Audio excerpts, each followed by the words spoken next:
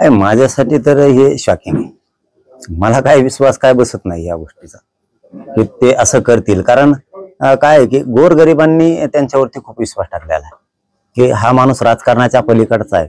ते बोलायची भाषा ते बघून लोक ते काय म्हणतात ना, ते हे झाली होती त्याची काय कोण काय कोण का काय हा फॅन आयकॉन काय कोण बँड का काय झालता होता, कोणता बँड झाला होता ते सध्या।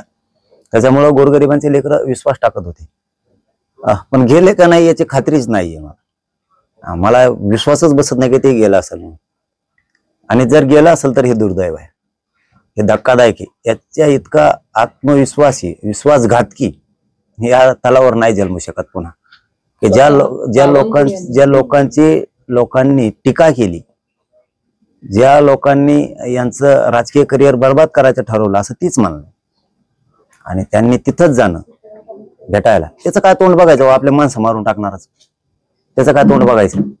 इतका क्रूर माणसाला तुम्ही भेटायला जाता की ज्याच्या लोकांना खून घडून आणला, तो एकदाही त्याला देशमुख कुटुंबाकडे लांबून कावा नाही यावं नाही वाटलं? तुम्हाला कोणत्या उकाळ्या पाकाळ्या एवढी माया फुटली त्याची की त्याला भेटायला जावं वाटलं? काय कोमात आहे काय तिथं कोमात आहे? अरे इतक्या क्रूर माणसाला जर भेटायला जाता तुम्ही, तर या गोरगरीब मराठ्यांनी न्याय मागायचा कोणाकडे? देशमुख कुटुंब उन्हात पडलेलं आहे, झोपीत आहे का तुम्ही? तुमच्या राजकारणासाठी, तुमच्या एखाद्या पदासाठी, तुमच्या स्वार्थासाठी तुम्ही इकडे तिकडे हिंडताल, ते उन्हात पडलंय कुटुंब, कुठं हिंडतो? नाही मग याच्यात द्यायचं नाही, तिकडेच हिंडायचं। इकडं समाजाचं बी वाह करून घ्यायला पाहिजे, समाजाचा हात पाठीवर पाहिजे, आणि राजकारण पण करायचं कोणचं एकच करायचं ना। मग इथं का बाकीचे नाहीत का? त्यांना कोणी बोलतं का?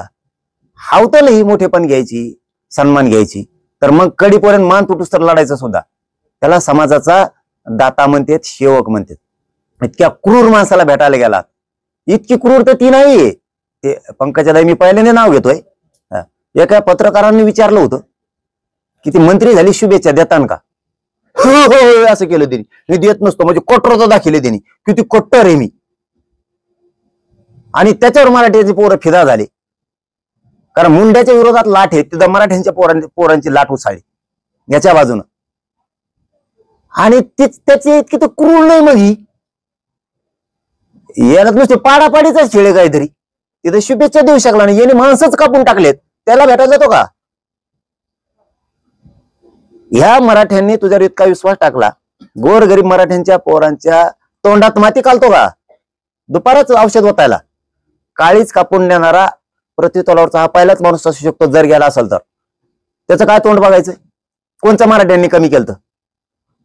तुझ्या पक्षात होता पूर्वी, त्या पक्षाचे उपमुख्यमंत्री असताना एवढी लीड नाही, इतके मराठ्याच्या पट्ट्याने लीड दिली, कोणचं बहुमत पाहिजे होतं? 300 325 पोर असे त्याचं तोंड सुद्धा बघत नव्हते।